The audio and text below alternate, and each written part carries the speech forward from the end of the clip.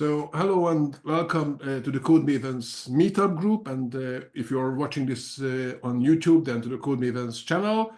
Before I forget, please just like the video and then also follow the channel.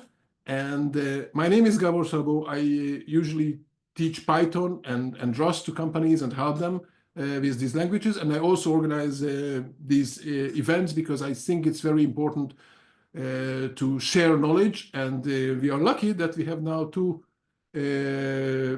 women who would like to share their knowledge. And so I'm going to let you introduce yourself. Thank you very much for doing this. And thanks everyone who joined us in this meeting. And that's my part. So go ahead. Cool, thank you. So we're going to introduce ourselves as part of the talk. So let me just share my screen.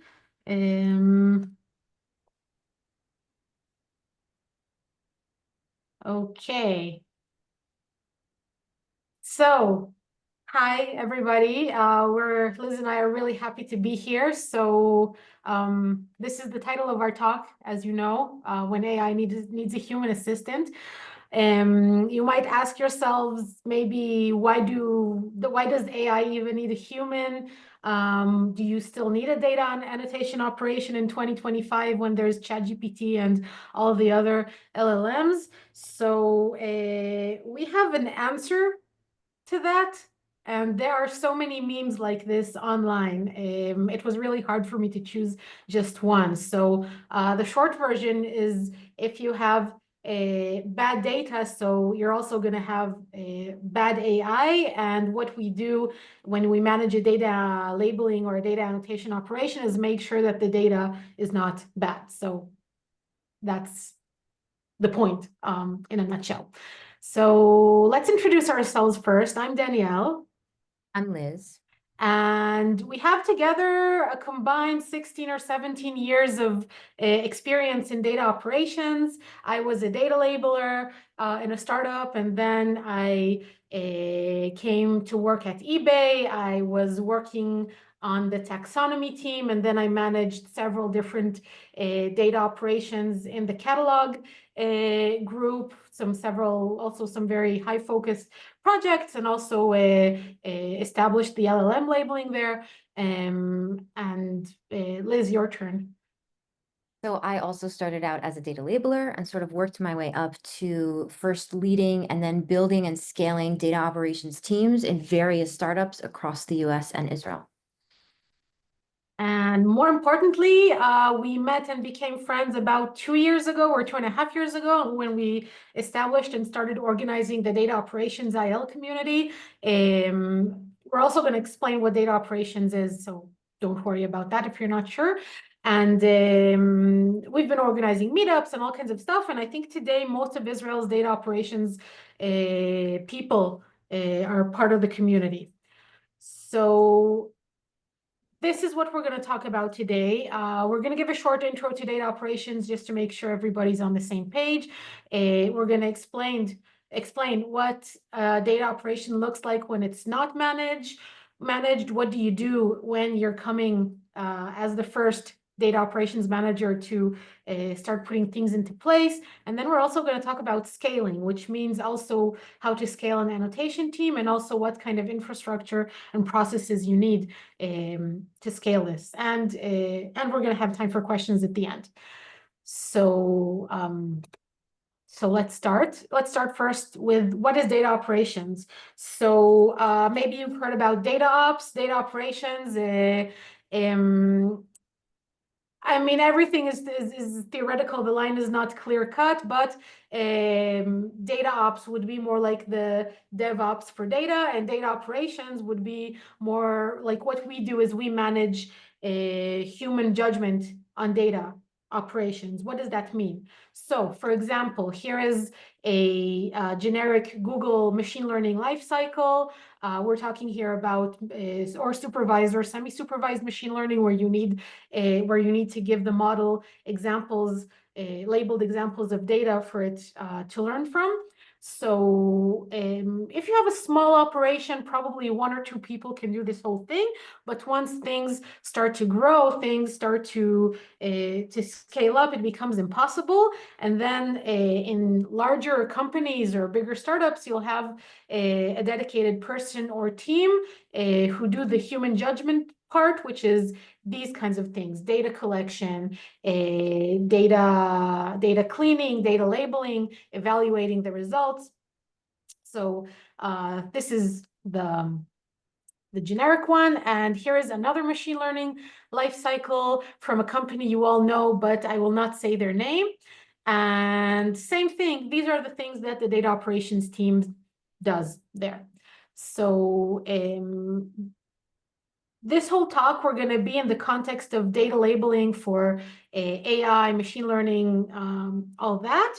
But before we move on, I want to just take a moment and make everyone aware that we do more than that in data operations. So as I said, we do data collections, data collection like I did at eBay. We also define the taxonomy on the data, data curation, which is sort of defining the data manually, and also translation and transcription is also part of what we do. So so this was a moment for that, and we're back to data labeling life cycles. So I'm going to call Liz to start this story. So I think our story starts with an unmanaged data operation, and I want to explain a little bit about what that is and what that looks like. Danielle, can you move to the next slide? Yes. Awesome. Sorry. So usually when I have entered a startup, there is a team of annotators working. So there's a team of data labelers who are sitting on some platform labeling data, but they're generally unmanaged, and there's no management of their quality, their accuracy, their throughput, or how cost efficient this team really is. There's also usually no scalability. So the team, because the team hasn't been managed, it hasn't been set up to grow as the rest of the organization grows. And the third thing that I notice is that there's no internal visibility. So everybody knows that at the center of the company, feeding the company's AI, there is some sort of team labeling something, but nobody knows much else about them, and it tends to be a black box. Now, this process can work as long as your company doesn't grow. So you have a bunch of people, they're doing something, we know it's useful somehow, we don't know how much. Okay, if you don't grow and you stay the same, that's probably livable. And it's also okay if you don't want to be excellent. But for those of us who are interested in scaling and excellence, this is not a good way to work. Which brings us to chapter 2. So we know we have a problem, and now we want to fix it. That usually starts with hiring a data operations manager. Danielle, let's pretend that I'm a startup and I'm hiring you as my first data operations manager. Congratulations. What are you going to do? What are you going to do? Thank you for the role. What? You're welcome. Thank you. So as in any new job, you start, you need to know the landscape before you actually start working. But here there is some specific things that I want to know about the landscape, in addition to just a general, who are these people, what time is lunch, that kind of stuff, which is also important. But the first stage of listening and learning, I would focus on the current processes and the bottlenecks, like where is the data coming from, where is it going, what's happening with it, what are the problems that are not being addressed right now and are super critical. And I would map these because I want to know what are the tasks, who are the stakeholders, what is the general flow of things, and where is the breakdown, basically. And the biggest task that I would give myself as the first thing to do would be to write out the annotation guidelines. Now, I'm willing to bet a medium amount of money, like let's say 40 or 50 shekels, that there are no annotation guidelines. And why is that? Because when you have an unmanaged annotation operation, no one is actually following up on things. So it means that either no guidelines were ever written and things just sort of morphed the way they did, or someone wrote guidelines a while back, but so much time has passed since then, new edge cases, all kinds of changes, all kinds of things that happened, that that the guidelines document is probably so old nobody even remembers where it is. And but anyway, the biggest problem here is that the updated version of the annotation guidelines live within the minds of the data annotators. So the first thing I would want to do is to document what are the current guidelines. So this is the landscape. My next stage would be to start landscaping. So for that, I am calling Liz.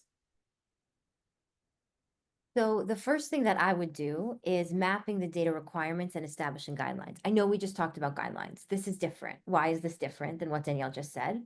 What Danielle was talking about is the annotation guidelines that the annotators themselves are using to operate by. How are they working? That's one thing, and that is a very critical, important thing. However, oftentimes, because of the lack of internal visibility, what the annotators are doing isn't necessarily in line with the data requirements, meaning they might be tagging things that product is saying, we have no use for these deep tags, no one's buying them, why are you tagging them? Or the data scientists might say, oh, actually, our algorithm doesn't work that way. It works better when you tag differently, right? So the first step would be to take the guidelines that Danielle just talked about, take them to your stakeholders, be they data science, product, whoever, and make sure that you're on the same page, and then establish new guidelines based on that. The second thing is to establish a feedback loop. Now, it seems pretty obvious, but again, when this whole operation has been unmanaged, you don't have people talking to A, the rest of the company, such as product and data science, and B, there's no good feedback loop between the annotators and the data operations manager. So establishing a cross-functional feedback loop is very important.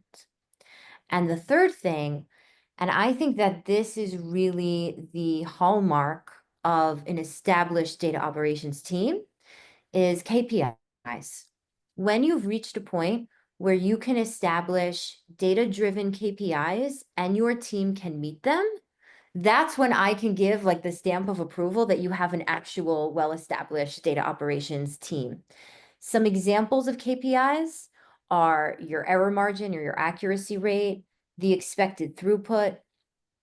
And I think in the beginning, a lot of startups are very intimidated by the idea of KPIs, especially if they don't have a lot of tools at their disposal.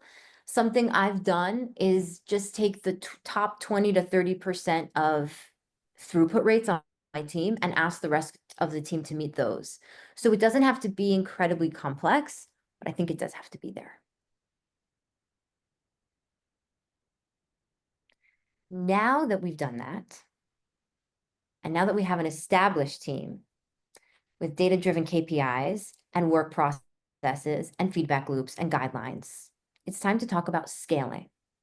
And Danielle is going to start by talking about how we scale teams. Danielle, you want to take in? Yeah. So the first thing we want to evaluate is what kind of annotation team do you need? Meaning, what kind of annotators do we want to employ? Now, we already have an annotation team in this story. But the thing is that if we are at this stage, we are scaling up, the needs are changing, and it's possible that this is no longer suiting the needs of the company. So we're going to talk about what kind of data labelers we have. So the first type is in-house data labelers. They're just part of the company. They're fellow employees, fellow colleagues. They sit with you, in the open space or at the office. And these are across the board the best quality data labelers you can get. Just just because they're a built-in part of the company, they see the effect of what they're working on, they see what it connects to. You're managing them directly, so they'll just do the best work. However, it's also the most managerial overhead. You need to hire them, you need to manage them, and all that good stuff. But the really good thing is that you can give them complicated tasks or ambiguous tasks. And what do I mean by that? When I was at eBay, so we also had a small in-house team and also a really big outsourced team. So whenever I had something that was new and I wasn't sure how it was going to work, it was best to start with the in-house team and sort of work out with them all the kinks and everything that goes on with this new task. And then once I have it figured out, that's when we can scale up and move on to the outsource team. And last point, of course, in-house is the most expensive option. So outsource team, this is where you hire an external vendor. They manage the annotators, meaning they're hiring them, they're moving them from project to project. So you're not managing the annotators, you're just managing a vendor relationship. So it is easier overhead management wise, but like I said in the previous point, you need to give here, you need to provide a well-defined task. I mean, we did have some teams at eBay, that outsourced team, that we work with them for so long and so many years that it was already, that we had this whole thing going on where we could give them ambiguous tasks, but that's not the normal. That's not normal. Usually when you have an outsourced team, you need to give them a well-defined task where everything is already laid out. And this is, of course, less expensive. And the final type of annotators are the crowdsourced annotators. Maybe you've heard of Amazon MTurks or Crowdflower Figure 8. It's a company that had a couple of names over the years.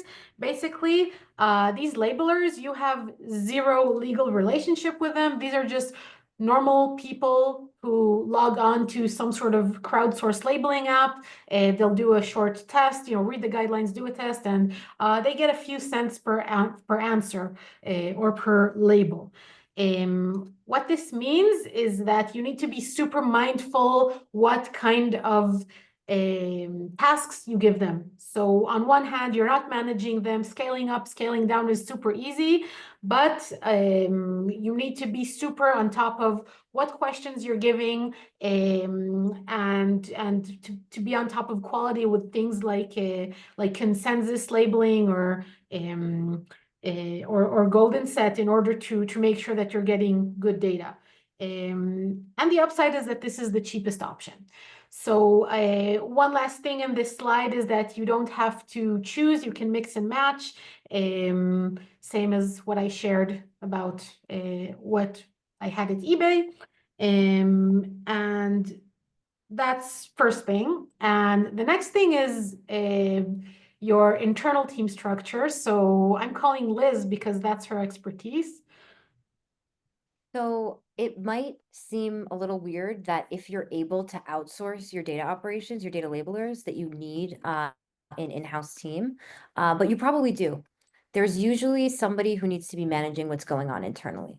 So the first, and usually the starting place for most projects, is they have ownership based on client or project. And what that means is that there's one data operations manager who's looking at all of the data labelers and is responsible for the quality, the accuracy, the throughput, the cost efficiency of this project. It's all managed by a one-stop shop data operations manager.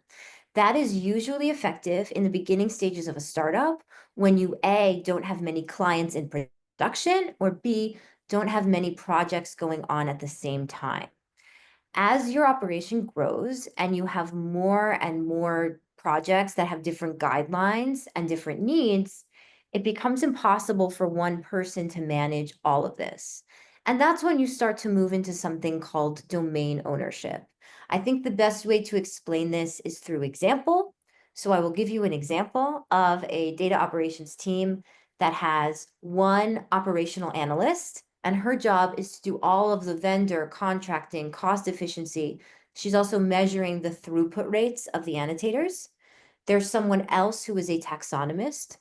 They define, for those of you not familiar, taxonomy is like the structure of the data that's being labeled and how it's being labeled. Then you might have a quality analyst whose job is to make sure that the quality is as high as possible. So that's an example of different parts managed by different people. And once you get above a certain amount of projects and or labelers, that's kind of necessary.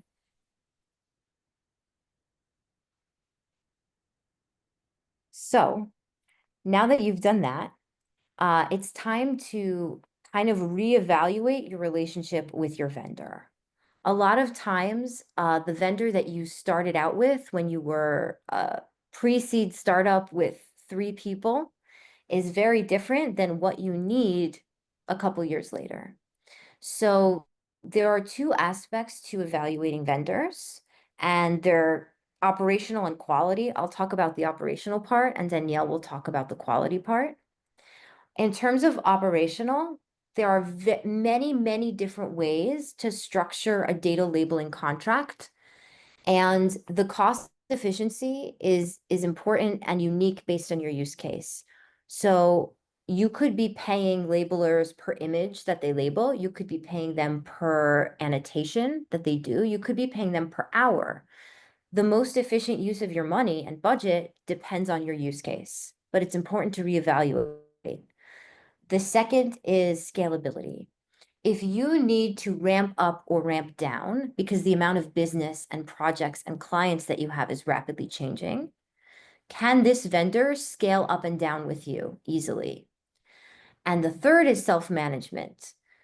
How self-managing is this vendor? Do they require a lot of resources from you? Are they really good at making sure that their people are working well, or do they need more support from you? Danielle, you want to talk about quality? Yes. So quality, first off, I just have to say, often parentheses, this is not the part where we're going to talk about our internal quality process, but we're good. And also for vendors, it can be hard to evaluate in a short POC how what kind of how good of quality work they provide, but there are 2 things that highly correlate with quality. And one is how communicative they are. For example, if something is unclear in the guidelines, or if something is weird about the data that you sent, do they speak up, or do they just do what they're told and that's it? And the second one is how quickly do they improve upon feedback? Meaning, if you found, some type of mistake and you gave them the feedback, how fast are we in a situation where we are not finding that type of mistake anymore? So these are 2 things that it's not directly quality, but there's a high correlation that if you have good communication and improvement upon feedback, then the quality is going to be good. So that was our team, and we're on to this is our last chapter about what kind of infrastructure and processes we need for this. So I'm going to start with the work processes. So that's sort of the overarching what kind of processes we need to have in mind that we need to put in place. And Liz afterwards is going to talk about the actual tooling. So the first process and the base, I think it's the focus of what we do basically is the quality process. Now, I'll just say that quality is a whole huge subject. I gave a whole separate talk about that a couple of weeks ago, also with in one of Gabo's meetups. And it's really out of scope for me to talk about everything that there is to say about quality. So let's talk about like just a few things to think about what kind of process you want to build. So in a small operation, you're probably just going to do a random sampling QA, you know, and it's going to work. But once we start scaling, we need to think about our use case. What are the specific needs that we need to address? So like everything in life and in this talk, your quality process depends on what you need, but there are two questions that I would ask myself in order to think what kind of process we need to build. First off, is this model customer facing? And what do I mean by that? The data that it outputs, does it sort of directly go to your customers? Or, and I'm talking about the external company customers, not internal, or does this data go through, you know, several processes or people before it is put out into the world? Because for a customer-facing model, I would probably build a much more robust quality process than if it wasn't customer-facing. So this can look like just a whole lot of you know, just a whole lot of checks, or also automated checks, which can be like a script that, you know, that just flags things that are strange. It can be like it needs to like the checks need to reflect what are your expectations from the data. So and this is not as trivial as it sounds, and I'll give you an example. I did this at eBay. We had some sort of a catalog products curation operation going on, and I wrote this whole Python script that was doing all kinds of checks. And one of the most simple checks that I didn't even spend that long thinking about was, okay, I need the product title to be up to 80 characters, which is just a technical system requirement. And, you know, I spent a lot of time defining all kinds of things, you know, going over a lot of QA files. And we start using the script, and a few months later, my friend who was using the script comes up to me and says, you know, we need another check for a product title that is too short, like maybe less than 15 characters. And it's like, I never even realized I expect a product title to be long enough, because I've never even seen one that was short, because at eBay, all of the titles are super long. So this is just, you know, to show you how these things need to happen. The other thing that I would also consider is how complex are the labeling tasks. If it's just one thing that they need to do, you know, just do a polygon, do this, you know, just label one label per object or something like that, then it's not a complex task. But if this task has a few stages, maybe there's some validation in the middle, maybe there's a bit of extra judgment. So you need to make sure that the labeling process itself is aligned across all your labelers. I would do maybe things like a golden set or a double blind that would sort of make sure that all of the labelers are aligned. So, but quality process is something that I can talk like a full other 30 minutes on. So let's leave that here. And the other process that we need to think about is reporting process. Now, I know in startups, you know, it's sort of like, you know, we're just working. We don't need to, like, reporting is not high priority. But I think it is in this case, because the labelers, like the data team, is a really important asset. So everyone needs to know what's going on. So the first thing we need is visibility on the annotation work, its efficiency, its quality. It can be a dashboard. It can be just, you know, a report every now and then. This needs to go out. This needs to be available to the whole company, just to understand what kind of asset they have. And the second one, per project, we want the stakeholders to have visibility on when is the task being worked on, when is it expected to finish, if there were any issues that arised, you know, during. This doesn't need specific tooling. This can be just like on whatever ticketing system you're doing, and I hope you have a ticketing system for this. And if not, a ticketing system is probably a good idea. So these were the two processes that we need to think about. And for the tooling, I am calling on Liz. So for the technical infrastructure, the first and hopefully most obvious thing that you need is something to annotate on. There are many different annotation platforms. There are many different out-of-the-box, off-the-shelf platforms that can work very well. V7, Super Annotate are just a couple of examples. A lot of companies prefer to build their own proprietary platform, usually when they realize that their use case is too niche for an off-the-box platform. One example of this is when I worked in a company that had such a complex system of parent and child labels. They had such a complex taxonomy, and they needed to be able to view each like grandchild on this taxonomy individually, and no platform could support the complexity that they needed. Another Liz, can you tell them what a grandchild in taxonomy is? I'm not sure Yes, everyone. so Yes, sorry. imagine that like the first parent is like clothing, and then within clothing you have shirts, and then within shirts you have t-shirts, and then within t-shirts you have crop top t-shirts. So they needed to be able to see only things that were labeled with crop top t-shirts. And for some reason, none of the out-of-the-box platforms we found could do that. And they built their own.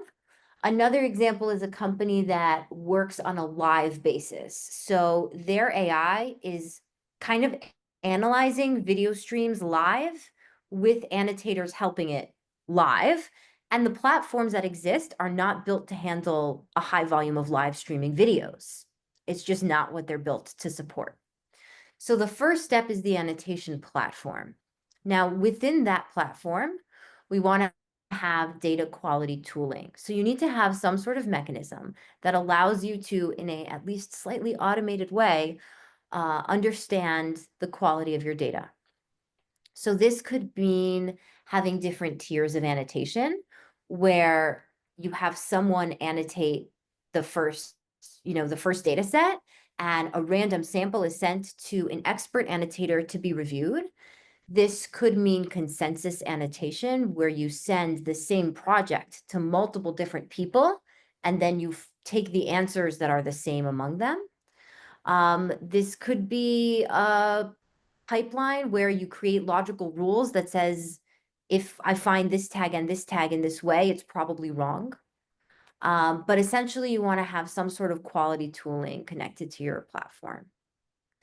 The next thing would be all of this data, all of these annotations, somehow, somewhere, they're going into a database. We know that because otherwise, how would anything work? Everything is in a database.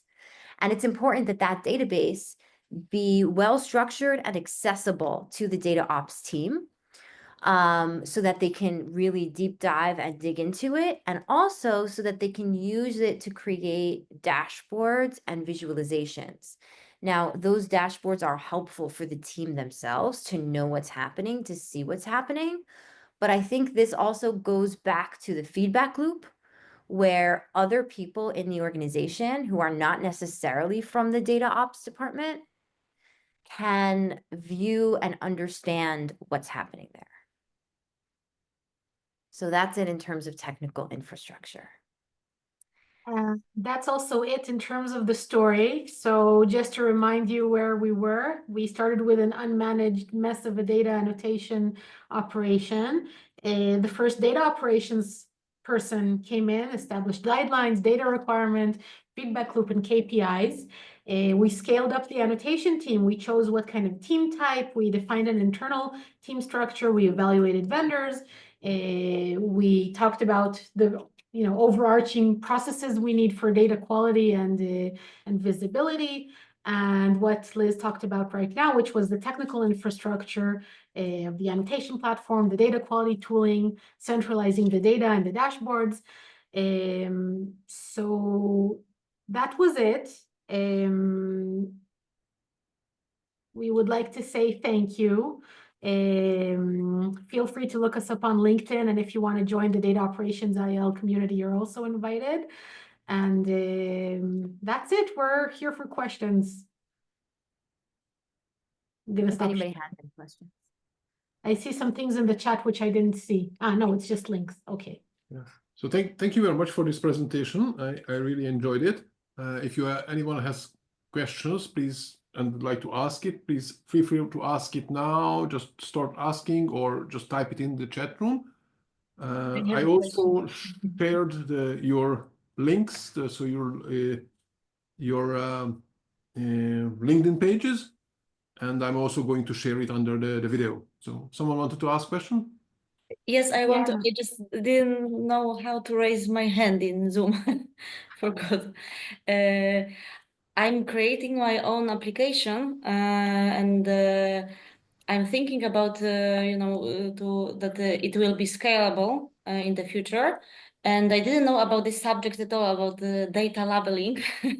So now I know that I need to check my app if it can be like integrated with AI in the future. So I need to have the labels, and it's in AWS platform. And I want to ask about the tools that you are familiar with, the tools in Amazon that I should use with my app.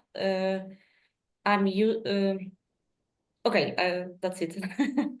I can share what I'm using in First the off, platform, but okay.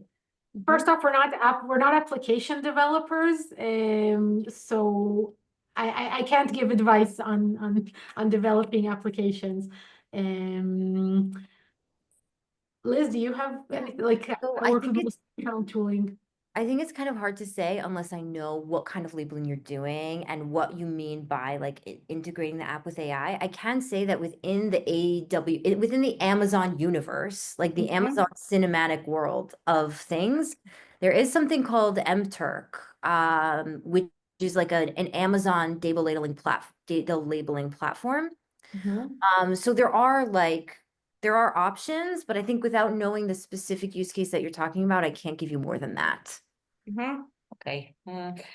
Just wanted to create a database also, like very clear with an order, and the labels are like I need to add additional column to give special name for each object, or this is how it works? In a lot of cases, yes. I think what you're talking about is the taxonomy, which is the structure of how you create and organize labels. It's kind of like a family tree of labels. So usually it changes over time as you work, but it's definitely helpful to start out with a defined taxonomy of how you want things to look. Okay, thank you very much for your answer. Thank you. I have a question. You described how to generate new data and label new data. Can you talk a little bit about managing existing data? A lot of times you have substandard information, or you can improve significantly the application by revising the data. So any practices you do to kind of make sure the data you already labeled is up to date and good. Danielle, do you want to take this or should I? I have a lot of thoughts about So this. I have a lot to say, so it's like it's gonna be really hard.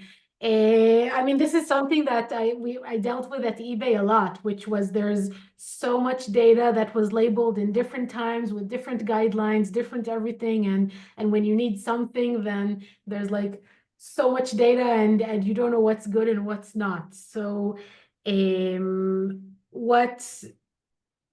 like I'm guessing what the question is about bringing data up to date. So I mean, when you have a lot of data, there's always going to be like a question of what's the most important. So every time when I had a project like that at eBay, so I would just define what is the sub population that is the most important. So for example, if I was working in the cell phones category, let's say, so I would say, okay, I want only a cell phone, products from cell phone models that generate this amount of GMV of money or views or something like that, and then deal specifically with that.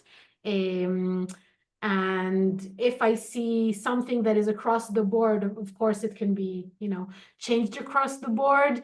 But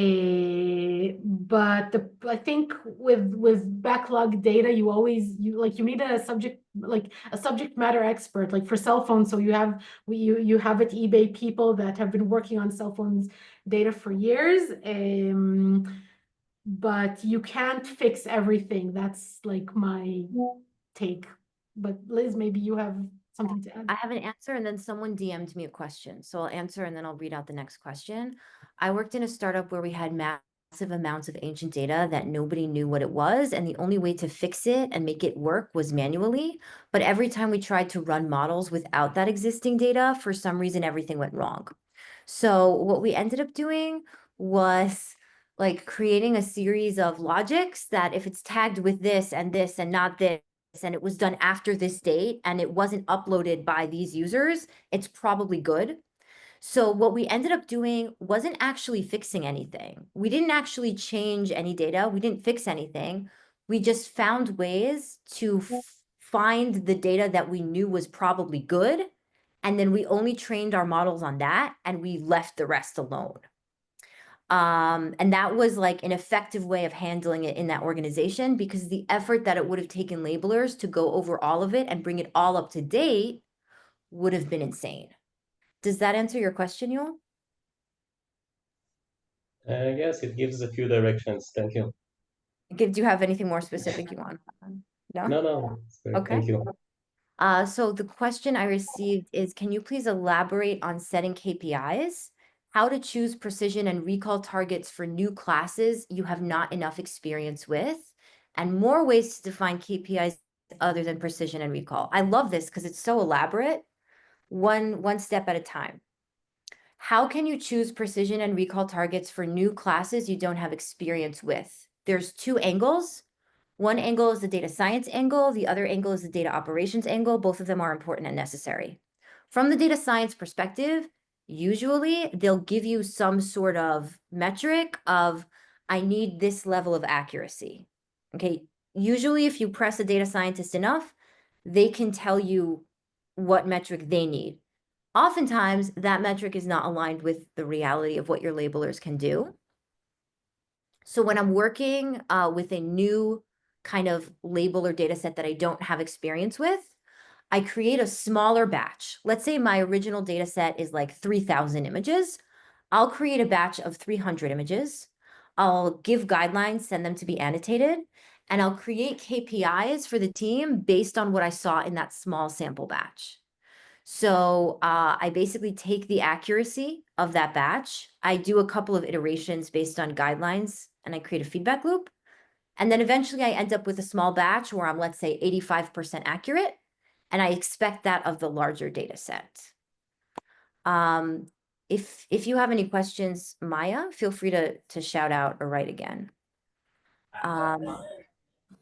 No, yeah, it was great. Thank you. That's great. Okay, Thank you. cool. And then the other question was ways to define KPIs other than precision and recall. Yes, highly dependent on the use case, because right now I am working in a live environment where my annotators are interacting with an AI in real time. Speed and throughput is a very big deal. So that's a KPI for me, but that's because I'm working on a very specific use case. I think precision and recall accuracy are like the overarching ones, and the rest kind of depends on what you're doing. I will say to think about, look at the output. And if you want a really easy way to do this, look at the output of what you'd expect from an AI in terms of true positives, where it did recognize something that was there, a false positive, where it did recognize something that wasn't there, a true negative, where it didn't recognize something and there wasn't anything there, and a false negative. So look at what you're expecting from the output and then kind of bring that back into the input. Are your annotators seeing the things that they're supposed to see and annotating them? Are they annotating things that aren't there? You can kind of classify the types of mistakes and turn those into KPIs. Awesome. I have a small question in terms of the use of like an LLM as a previous step for the data annotation process. Like, what's your opinion on that? I'm gonna take that because I actually did that. So in my opinion, And just keep in mind that I was like I only worked with LLMs that were eBay approved, so it was just like it was just a few of them, not everything. So I don't know about everything, but what I did was I just took a bunch of human judgment data sets and tried to recreate them within LLMs. So like basically what I think right now is that LLMs can replace like your crowdsource needs. Like they can answer simple questions. Is this a sneaker? Yes, no. Is this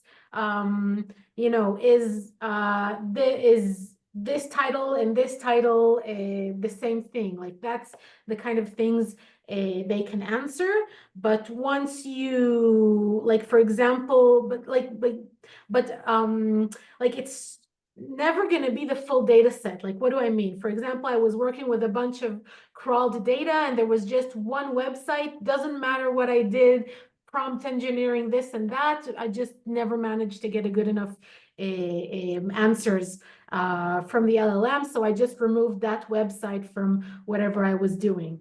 And also when you're working in scale, you're basically working with tabular data, and LLMs don't work well with tabular data. So for example, you'll want to give, for example, I was trying to evaluate whether an item and a product are the same thing. An item would be like, something a seller uploaded to eBay, and a product would be something in eBay's catalog, and we're trying to evaluate if they match. So you'll think, oh, well, I have, titles for both of them. I have specs for both of them. I can just compare. So it actually doesn't work that way. Like LLMs don't work that well with, tabular data of, brand, model, capacity, like when you have these kinds of lists.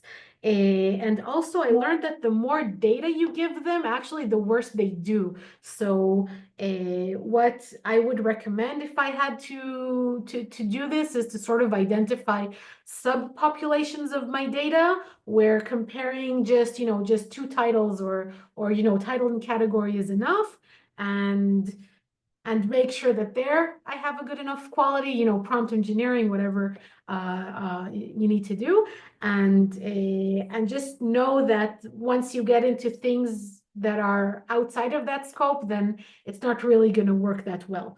Of course, you can always just decide that for some things not working that well is okay. I have a lot to say, a lot more to say about this. We can also talk more privately. Thank you. I have one small thing to add, which is kind of related but not related.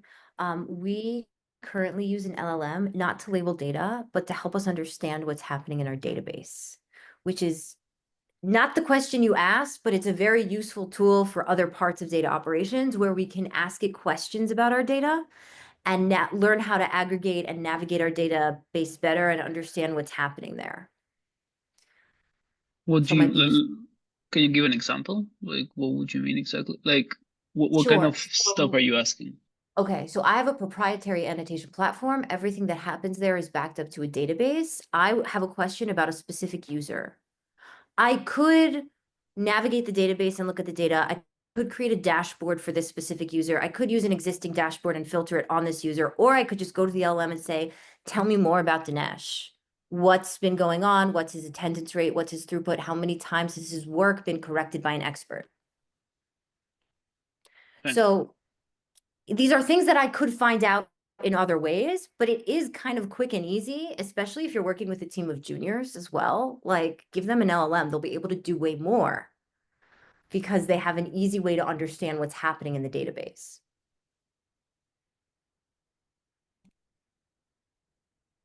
Cool. We have 5 minutes exactly. Does anyone want to ask another question? How much? How can you trust that LLM that it will give you the? So the reason I can trust it is because we kind of built it internally. So A, it's been QA'd internally, but B, if anything seems off, I do have an analyst in my team that I can ask to make sure. I mean, you can you know if something is off, but if a junior Yes. junior asks the question, probably. Yeah. That's a good point. Yeah. I have an extra question if there's time.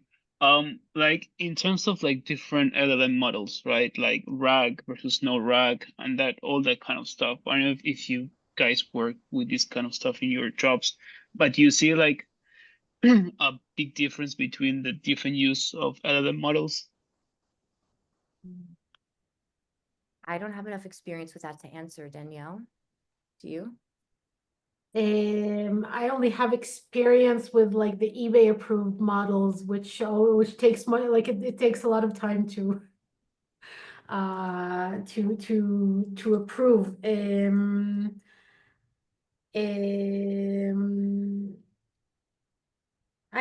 mean, I did use for different things. I did use like different models, but I think because most of my use cases are pretty similar, so it's sort of, you know, in the end, it ended up being like just one or two models that I use for most things.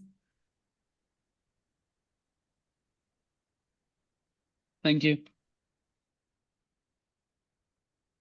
Sure. Anything else, or did everyone have lunch? Great. Well, thank you very much. I think it seems that we ran out of questions. And if someone has more questions, I think they can reach you directly through your LinkedIn page. Thank you very much for this presentation. Anything else you would like to add before we end the recording? No, thank you so much for having us. Yeah. Okay. Thank you very much. Those who are watching the video, remember, like the video and follow the channel. And see you in the next recording, video, presentation, whatever. Bye-bye. Thank you. Bye. Thank you very much.